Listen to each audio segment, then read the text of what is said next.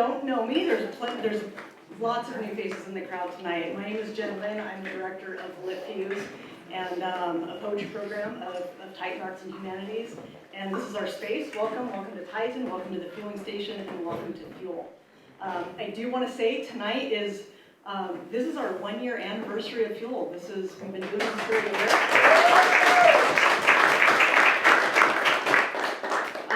So before we move on, I do want to do a land acknowledgement, and I'm going to try to get through this stuff quickly so we can get our featured poet up here.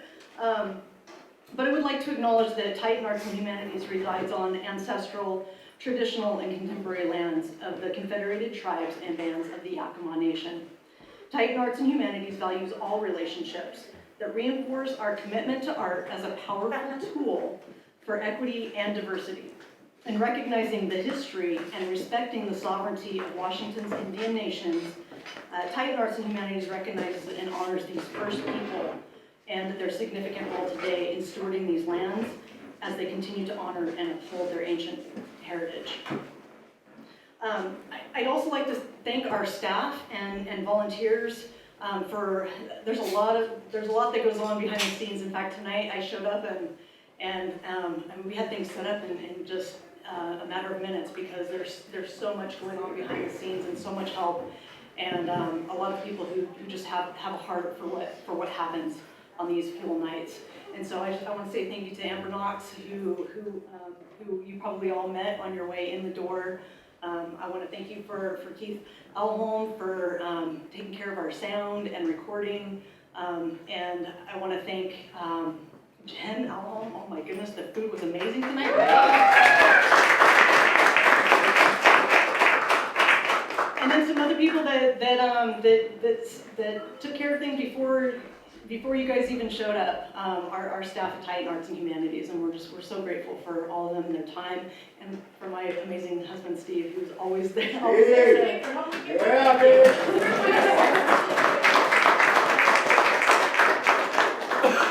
There's also we have a lot of financial donors that make this happen. This is a free event. Of course, donations are always welcome because we want this to continue to remain a free event. To be open to those who have means and those who don't. So if you have the means, please donate. There's cash, you can do the QR code, whatever, out in the foyer. But we do get help from Poetry Foundation, Humanities Washington, National Endowment for the Humanities, Washington State Arts Commission, National Endowment for the Arts, Fresh Hop Ale Festival, Yakima Chief Hops, Discurin Foundation, Yakima Valley Community Foundation, Inklings Bookstore, Fiesta Foods, and the Yakima Coffee House Poets, and then many other private donors. So we want to thank them. And then we want to, just a couple, maybe y'all have figured this out, but in case you do need to use the restroom, it is around the back. It is an old fueling station, so just like an old fueling station, you don't need the key with with the hubcap attached, but it is open. If it's locked, it's because there's someone in there.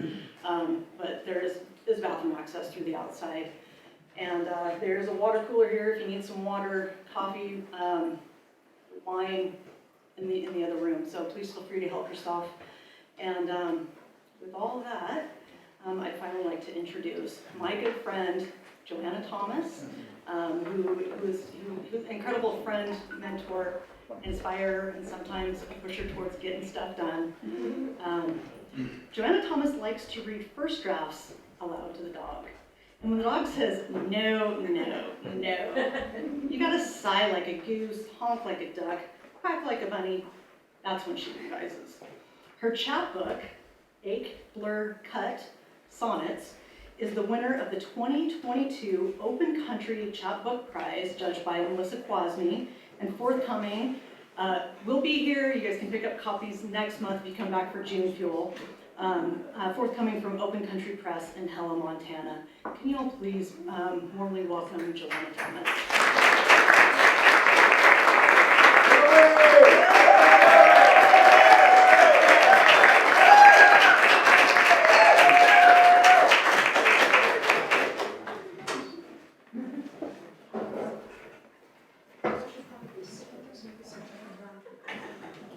Oh my gosh, you guys. Hey, everybody. Hello. Thank you for being here. My goodness. Thank you, Jen fuel, your whole team. Steve, I'm looking at you.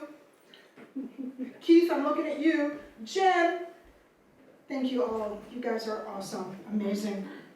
So, this evening we're screening a handful of video poems, 5, count them, from the chapbook. And the video poems were created in collaboration with videographer Natalie Peters from Montana. She's the editor of Open Country Press. And Justin Cope-Beckman is here with us tonight. He's the creative director at Punch Projects in Thorpe. I'm going to start out with an epigraph from Edward Estlin Cummings, better known as E.E. Cummings. I do not know what it is about you that closes and opens, only something in me understands the voice of your eyes is deeper than all roses. Nobody, not even the rain, has such small hands.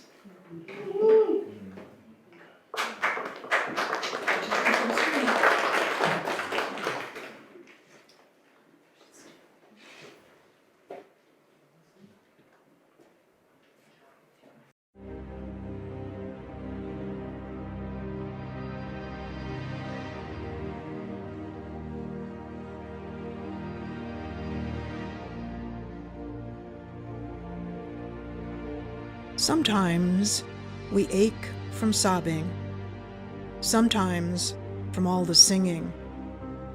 Think of the birds in spring, bright-colored, fly-catching, burdened with the task of bringing music suited for this story.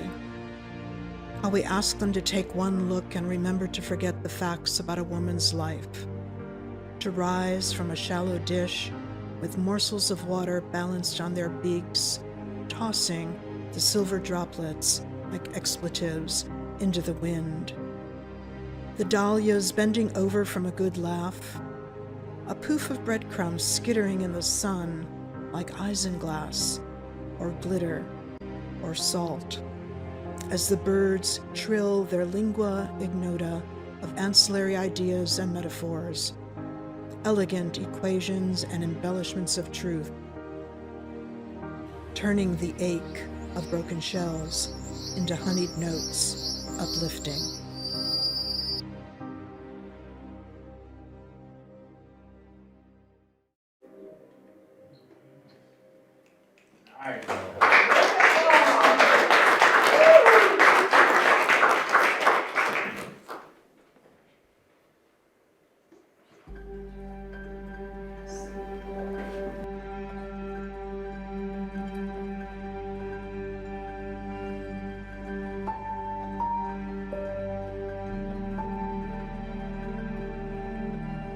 Who can say it's okay to blur the line between polka dots and moonbeams? Okay to wipe our snivel on a wild pony's satin neck on its way to the knackers? Okay to dream that we would plait summer into its mane, bring a red leather saddle, Moroccan of course, and a thick blanket, and our callow hands would soothe the trembling, ease the lasso, make a promise that we could parachute our way the hell out of here with just a lump of sugar. Wouldn't it be sweet if wishes were horses and beggars could ride? Here is something for the pain, something for the nausea, something to replace your lost fluids. You'll feel better soon. Lie back, close your eyes, enjoy the flight between hover and plummet. Savor the blur between hang on and let go.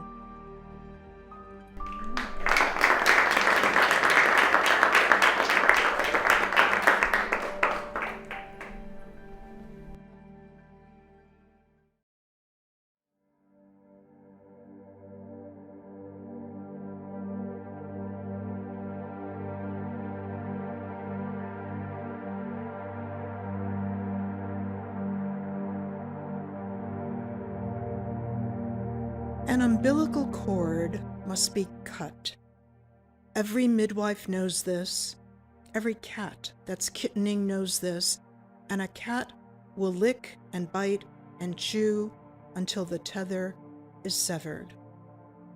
But Frida is gripping 6 crimson cords like narrow ribbons or tubular veins atop a flying bed at the Henry Ford Hospital in Detroit, forever tying herself to an aborted fetus, a land snail, a pelvic girdle, a body cast, a machine part, and a reddish purple Cattleya orchid, splendidly fragile, reminiscent of a glistening placenta that has come away from a uterus and destined soon to be discarded along with the bloody bedsheets. Diego, somewhere in the distant horizon, is painting a mural of mass production assembly line techniques for Tin Lizzies, and Edsel, like his daddy, is busy cutting cost.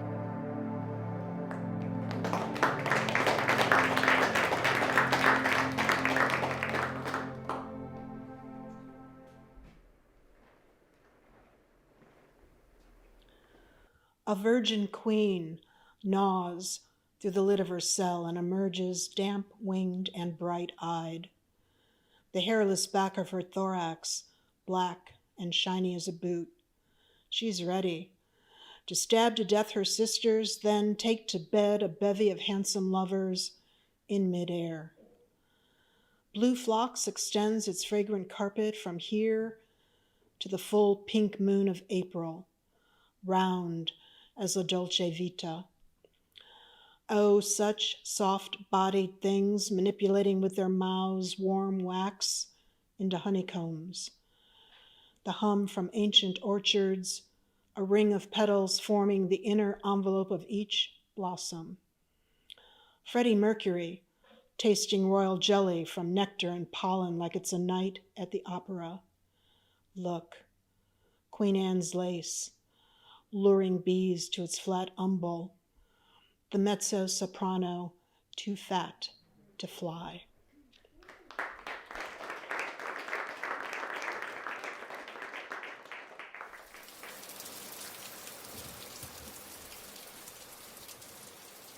First, the rain, and then suddenly wild columbine roots are gripping the ground. Slender tongues are lapping nectar. Fringillin birds are readying to build teacups made of twigs and spider silk, and to line them with flossy hair fetched from milkweed pods. The flutter, the breaking of sod, the laying of bricks, such strange mud, dwelling in possibility, straining at its leash as the Missouri fills its belly and bulges over its too tight banks. The sky says it just can't take it anymore and to hell with moderation, while downstream from Omaha, the ripped cornstalks are washed clean of sandy soil. Tell me again, Estlin darling, about the rain and the smallness of its hands.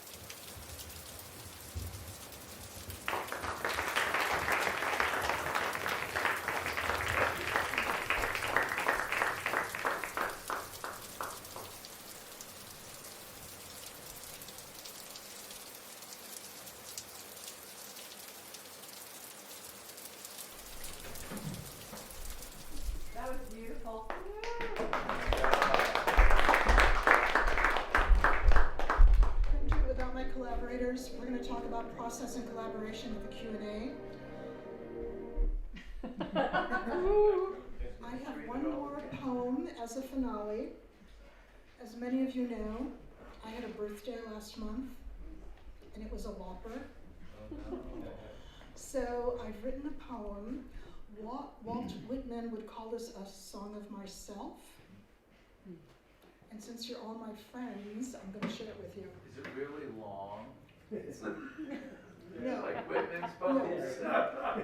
And this is the first and last time I'm probably ever going to read it, Mark, so hold on to your head. Oh, just Oh, Took years to write. I'm sorry.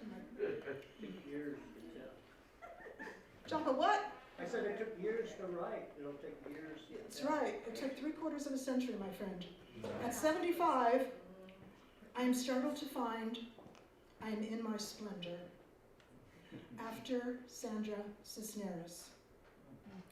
These days, I admit, I am wide as a barrel drum. My hoops protest, and yet I like my 55 gallons of opinions, offered unfettered. If a pint is a pound, I am magnificent. Ferocious. Teeth that once bit love's shoulder now bite at hot air. I am creme de la creme, queen of the Nile. Make way. Hold open that door. Vacate that chair. Offer me your arm, my sweet young gallant. Here is my cheek to kiss. I am exquisite decay. Aged cheddar, pungent and fine. Sniff me. I reek of wisdom. This voice is golden. This crown, this crotch, pure silver. I am no longer a spectator. I am in it with both feet. I am a sun, a center, delighting in the solid rocks that orbit me. They will write the obit, but not yet, not yet. First, a second wind, then a third act. I am a woman of a particular season, ripe and luscious as a plum. Squeeze me, and I shall burst from utter opulence. I swear, filled to the brim I am, I said to the brim. Yeah, Joanna!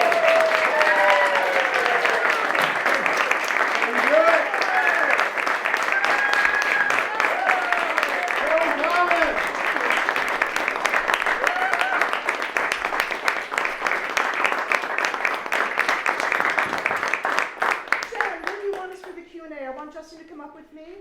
Yes, both of you come on up. We Bring can chairs make some up there. space. We move things around. We don't need the screen anymore, correct? No, we don't. Okay, we can Right. just push things forward and both of you come on up.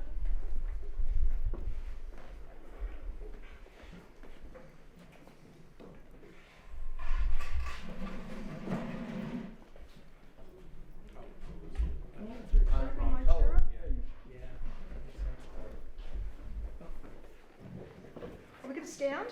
Sure. Okay. Well, we'll see how many questions there are. Move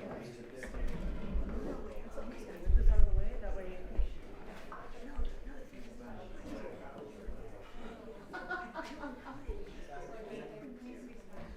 All right, first question. Linda, you had one. What, she says. That is the Remember your question that you asked me? Is that your real son? Pardon me? Is that your real son? Yeah. We have collaborated on various things for over 50 years. I know this guy really well. And look at our noses and the gap in our teeth. Can we turn that one off? Sure. Do you remember your question? Your question was, what comes first, the chicken or the egg? Oh, Yeah, that's a good one. So Justin, I'll let you answer that. Oops. Good question. What? What comes first, the chicken or the egg? How did we collaborate? How did this come about?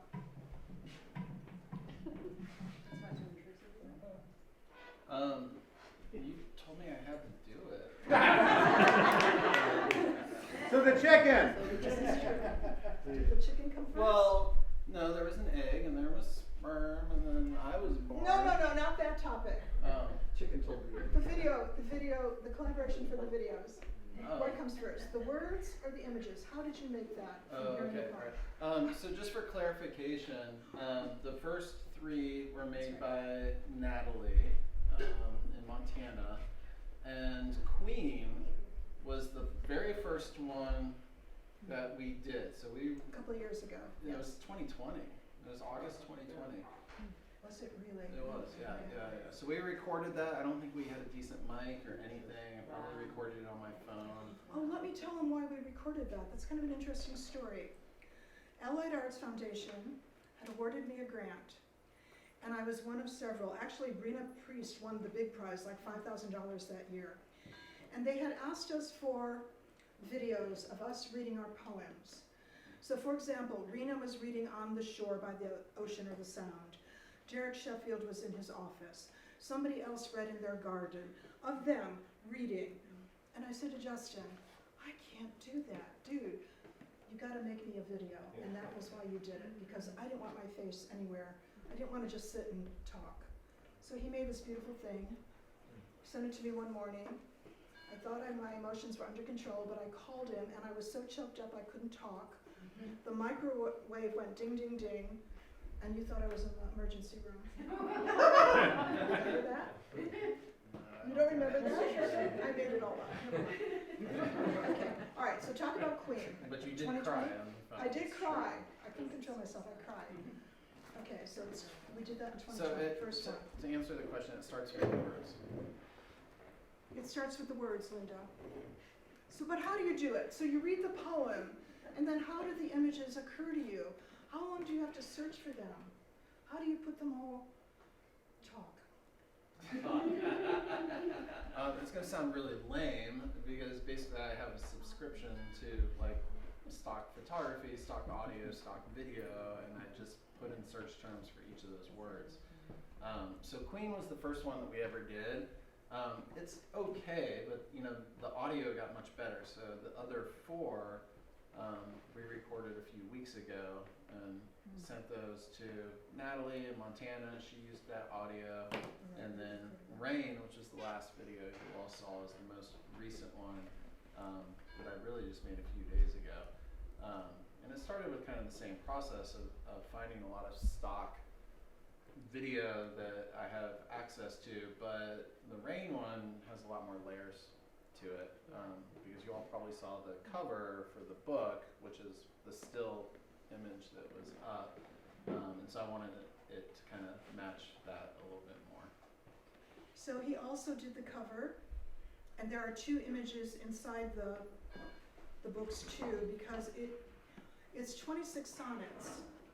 And you could get tired of reading 14-line poems. So he has two images in them which are kind of like bookends. One is after Queen and one is before Jar, I think, right? So they're kind of like right in the middle. Well, they're not. They're bookends. They're like at 13, whatever. But yeah, he did 3 pieces of art for me as well.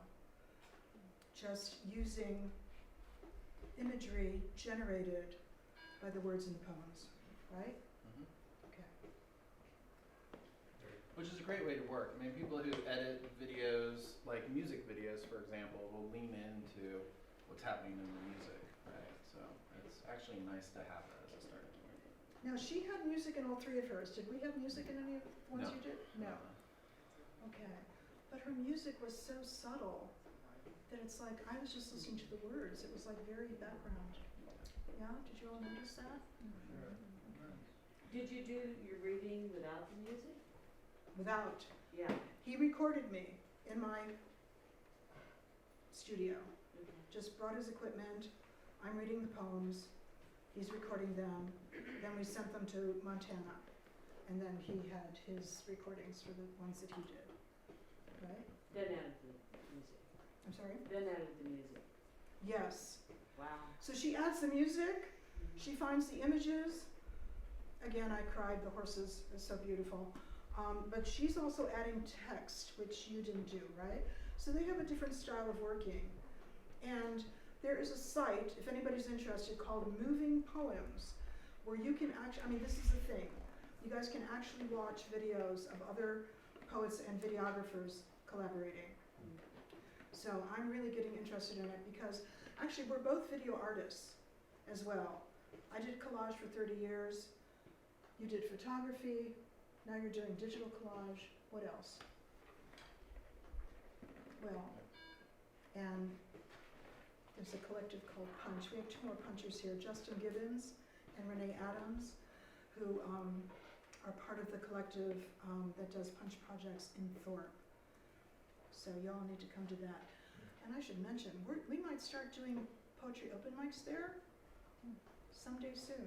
We're working on that, right? Okay, next question. Another one, Ed. Well, I was just curious about, is there a piece of software or something that you use to put the video together and the audio and so forth? Mm-hmm. What's it called? Adobe Premiere. Adobe Premiere. But you know, you could do it with just about anything. I mean, if you're a Mac user, iMovie comes free with your computer.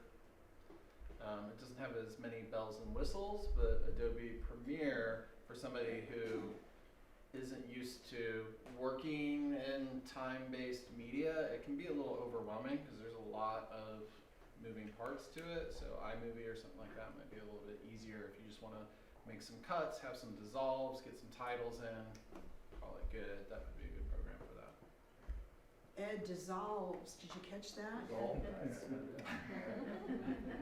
Along those lines, do you have, I know you mentioned that you like to use stock websites. It can be a great way to source photo and video and background sounds. Do you have any specific websites or resources that you would recommend that you find especially good quality? Good quality. You know, it's really all about the search. So the site that I use is called Envato Elements.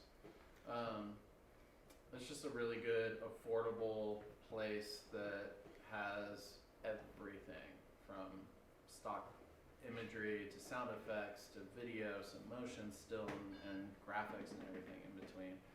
So that's the one that I subscribe to. I'm also a graphic designer as like my day job. So I use it a lot for that as well. I lean into that for stock photography and stuff like that. So that's the source that I use.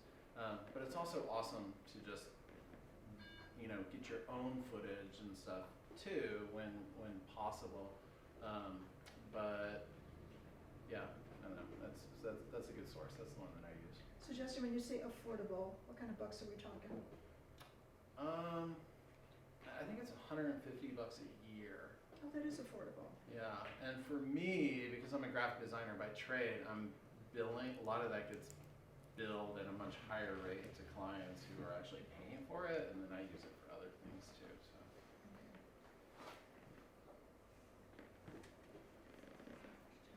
Come on. Can I ask about your last poem, your birthday poem? Yes? Okay. I just want to know. I feel like it was so powerful. How do you cultivate that sense of self-love that stirs you to share something like that? Because that was a moment, for sure. I can't tell you how many times I went, I'm going to read that. No, I'm not. I'm going to read that. No, I can't. But it is after Sandra Cisneros. So actually, I will show you copies of how I formatted my line breaks. Because she wrote herself a poem when she turned 50. And she compares herself to, for example, a Mexican jug, which is one of the cards on Loteria, the lottery. So all of her comparisons are different. I'm copying her form, and I stole her first line and her last line. So I'm going to show you how those go together. But like I said, Mark, don't sleep. This may be the first and last time that I read that poem, because it is, you feel very vulnerable when you turn the focus on yourself. However, you write a lot of poems with I, first pronoun personal, and I don't. All of those 5 poems you heard, I never said I. So I am removing myself. So that was a very difficult poem for me to read tonight, but it's because I love you all, and I felt good. So, It was great. thank you. Yes. Bravo.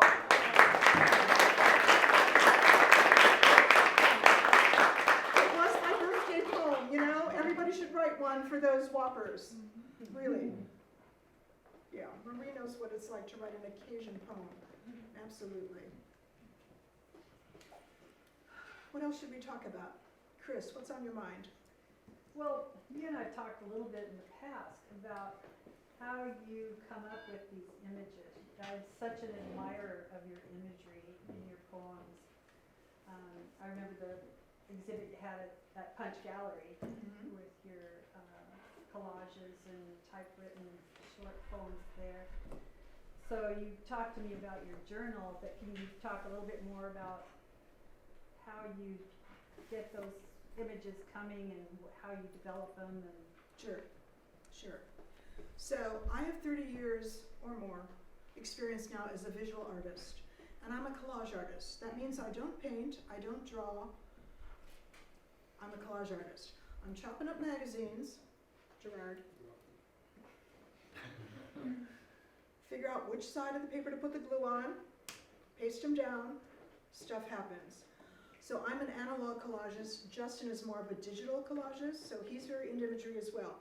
I guess what I'm trying to say is that 30 years as a visual artist has trained me to look for images. So my poems, you're right, are very image driven because, and he's going to be here in August, Bruce Beasley, I spent a week with him in Port Townsend. He said the most valuable thing I ever heard. He said, emotion must become image. So you're not going to say I'm sad. You're going to say a baby just roasted in that car. Okay? So that's how I do this. Or, oh my God, there's a dead dog. His teeth are so beautiful. I read that earlier, The Corpse, Witness Her Beauty, whatever that poem was about. So it's always image for me, except for the few words that have to tie everything together. So how do I get the images? They're everywhere. If I'm watching Game of Thrones, I'm making notes.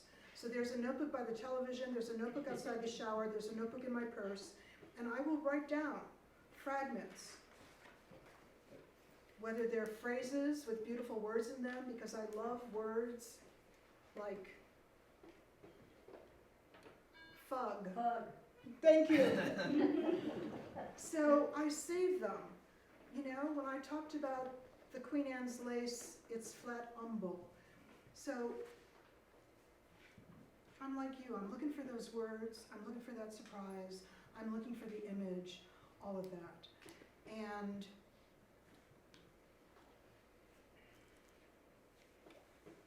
what can I say about these poems that are going to be the sonnets? So there are 26 of them, one for each letter of the alphabet. They go from 8 blur cut to zip. So, all right, here's this gesture I'm making. I'm always thinking of the whole because I'm a visual artist. So if I'm going to do an exhibition, a solo exhibition, I'm thinking about how that's going to fit in the container of the gallery. So my books that I write are the same way. I'm thinking about how I'm going to put them into a chapbook.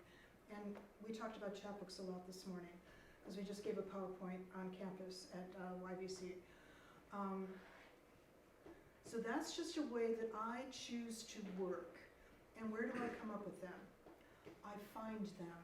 Just like collage material ends up on my back stoop because people know I'm into collage. So it's everywhere. You just need to record it because you will forget it.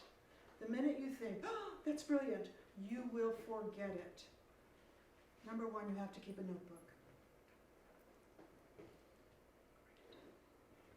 So actually my notebook would be a visual artist's sketchbook.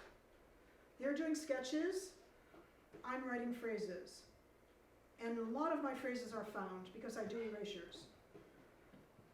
Okay, Terry. When did you first start noticing images? How old were you? All right. The first metaphor I ever heard that I didn't know was a metaphor. I was a horse lover. So I'm 11 years old. I read National Velvet, Enid Bagnold. It's about this young woman who pretends to be a boy jockey and rides this horse, jumping over all these. And the author describes National Velvet, Velvet Brown's sisters, as blonde greyhounds. I have goosebumps as I say that. That was the first time I could see them. Blonde greyhounds. And they're just girls. And I thought that was so beautiful. But I didn't know then that that was a metaphor. So again, metaphor is everything. So when I read the E.E. Cummings poem, and he says, the voice of your eyes, you had asked me earlier, who influences me? E.E. Cummings, #1. James Joyce, you have to read Ulysses, every word. He's amazing, because not only the way his book is structured, but the way he makes up words. So you gotta love the words, you gotta love the images, this is what poetry's about, you gotta love the metaphor.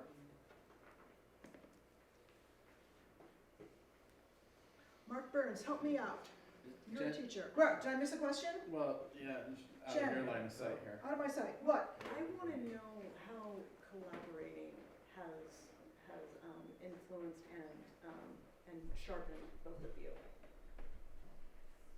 Well, it sharpened me, I don't know about you, he's making a face. I don't know.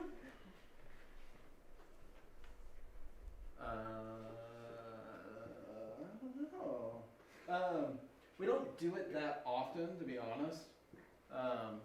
Like where we're actually collaborating on a specific project.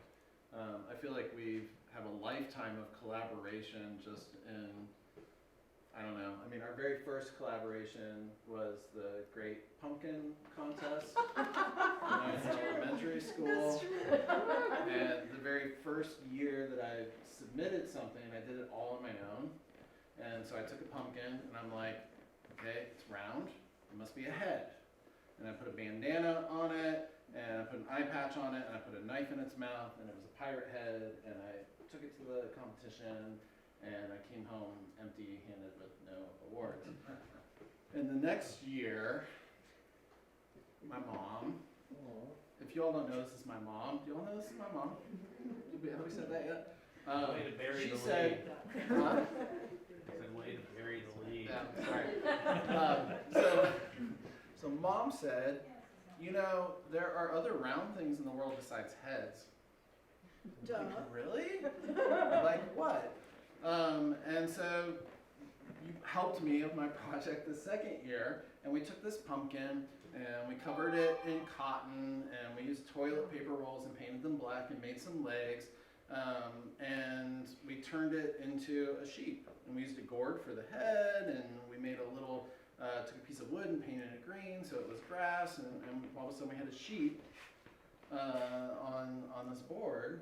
And yeah, I came home with the top prize that year. The next year, we made a mama pig with 6 little piglets. Oh my God, Yeah, that's it was- right. no. So these days we don't do quite as much of that. Wait, you loved it. Tell me about the gumball machine. That one was fantastic. Oh, I don't remember that one. We had a round pumpkin for the gumball machine, and then there must have been some kind of a base. Oh, yeah. Cool. You like that? So I think that set, me personally up for success early on to kind of think outside the box, and that wouldn't have happened without collaboration. And as far as this collaboration, it's nice for me because I don't know, I've always been, like all through art school, I was criticized for being too focused on aesthetics and not enough on content. And so this is a great collaboration for me because she's handling all the content and I just do the visuals, and so it works really well for me because I don't have to overthink any sort of meaning or anything behind it besides what you're seeing visually. So actually, Chris had asked me earlier, hold on one sec, about did I help the videographers? And I'm like, no, totally hands off. They get the poem, they do the video. So you guys are all on your own. I see it when it's completely done. So how did I grow? I cry. Because to see them take the words and make them into another art form is so exciting and precious to me. And again, it's just when,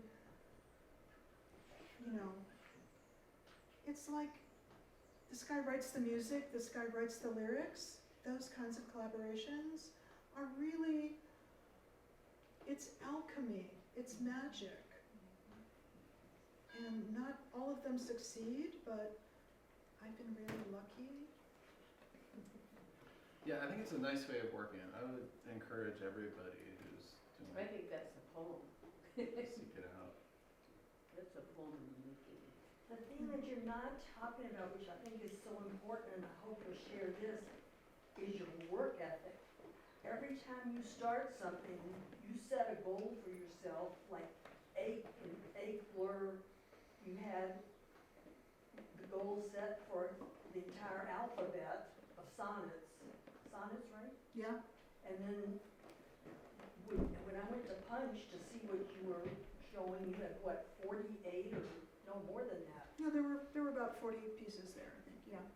Also of sonnets, but it also displayed in a specific way. And every time I've heard you start something, you set a goal before you even do the first one. So, you guys could chip in here. Is that because we're project oriented? Because we think in projects rather than, oh, I just wrote a poem, or oh, I just did a collage? I think we're always thinking projects. That's the name of your all's thing, Punch Projects. So our concepts, I think, are bigger. What would you say about that? When I say concept, I mean, we're thinking of a whole as opposed to just one poem or one collage. I'm happy with a line. Hey, haiku is wonderful. You got 17 syllables. So yeah, if you could do a haiku a day. Well, and I don't know, you're probably also making stuff that doesn't fall in line with a specific project and maybe never sees the light of day. I mean, as far as my practice on the visual side, I mean, yeah, there'll be like a show or an installation or something that's coming up, and so I'm trying to hit specific, get specific results for that, whatever that's going to be. But I will also,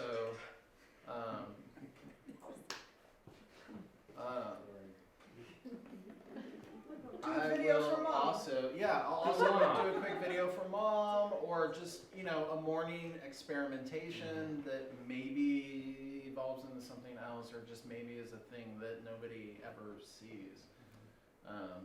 But I don't know. But see, she just planted the idea in my head. 365 haikus. Yeah, I yeah. mean, that's a goal. Yeah. Well, you can call them goals, or you can call them deadlines. Because we are, what word can we use? Competitive, because we submit. We're exhibiting work in galleries. If we're proposing a show, it's going to take us a year to make the work, and then, they've got a year on their calendar already, so we have time to fulfill those commitments. But this is the best motivator, is to make a commitment and be forced to show up. You're shaking your head yes. Sure. All right. So once we commit. He's shaking his head because he knows I don't spend the whole year working on it. I don't get to work until the week before it's due. Well, there's that. But we do make our deadlines pretty much, I think. Yeah, guys? Joe, you were talking about collaboration. You have a couplet Yes! project. Yes, we do. Jen, tell them about that, please. It's almost time for open mic. Well, you're put me on the spot here. You're gonna send anybody. This is open to anybody. You're gonna write a couplet, and it's gonna be based on the theme of circles, but you are not allowed to use the word circle. So couplet. Send in a couplet to Joey's email, and she's going to make sonnets out of these couplets in the order they are received, and it's going to be the ultimate exquisite corpse. And we will present them, if we have enough to make this happen, we're gonna present this at LiTFUSE in September. Kay, do you know your couplet by heart? No, but I have it on my Do you have phone. it?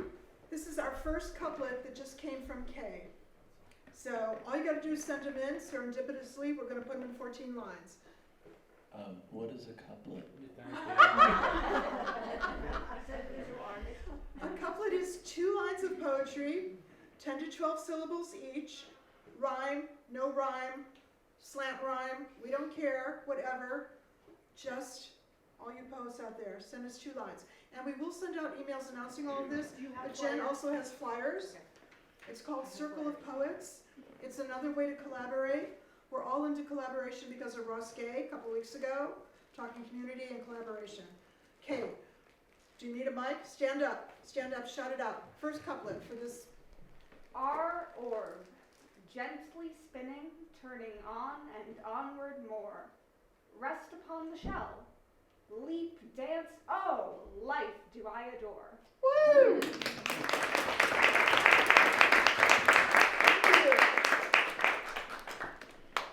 All right, Jen. And there's a deadline. There is a deadline. So there you go. 8/6. You have a goal. August 6th. Do you think we're done? Have we worked through? I just have one quick question. Okay. I was wondering if you've ever considered incorporating your collage into the video work in some way, like stop motion or. I have no skills in that regard. I know, but Have we ever thought of that? That would kind of take, I don't know, would that add to the fun or take away from the fun that you have? I don't know. We'll have to try it sometime. We will consider that suggestion. Thank you. Okay, There's one more question. one more. Who, where? Sam! So, publication. You send out to a bunch of micropresses, and you're kind of hoping to get picked up, right? In my very limited experience looking into publishing, there's a lot of hate for what we're calling vanity presses, right? These presses who will just show up and be like, oh yeah, we looked at your thing for 5 seconds and it's amazing, we'll absolutely, we'll publish it, give us $3,000. So for poetry and for these chapbooks, are you putting any upfront cost to No. this? So it is. What you just described is one way to go. You can certainly go that route. There are plenty of vanity galleries.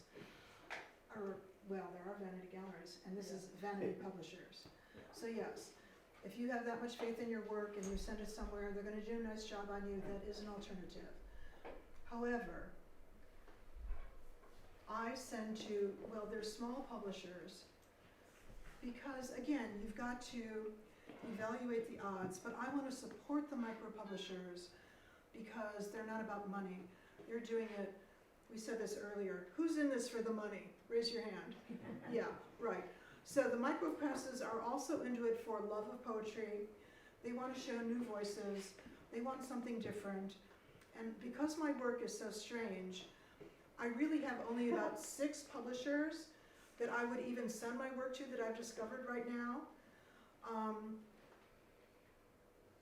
Because again, every time you send to a contest or to a publisher for submission, you're paying a reading fee. So we've had poets present here who have sent their book out to 30 publishers, 50 publishers. I, number one, can't afford to do that. Number two, can't keep track of that. Trish Hopkins. So, I'm sorry, what did you? No, I mean, there are a lot of free, I mean, if you go to Trish Hopkins, I mean, there are ones that you don't have to pay a reading fee, I'm just saying. Okay, there's It's that. That's possible. another option. It's possible. But I usually send to 3. If I don't get picked up, I self-publish. I can't wait, I'm too old. So Jampa can tell you about self-publishing. He taught me how to do my own books and bind them. And Jampa will publish your first chapbook if he loves your work. I don't love anybody's book. How does that happen? You hate it all? Jump up. Nope, don't love. You don't want to say, drop it. never advertised. Joppa taught me how to self-publish I'll and show you how to do it yourself. Well, he did. He did. Time for maybe one more question. Any final burning questions? Going once? You guys have been great. Thank you so much for being here.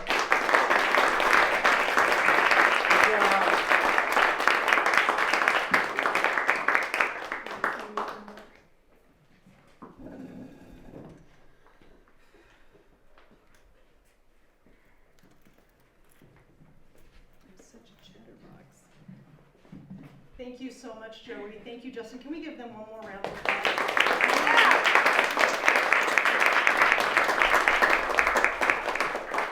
We will take a quick 5, maybe close to 10-minute break so you can use the bathroom, grab another drink if you want, grab some water.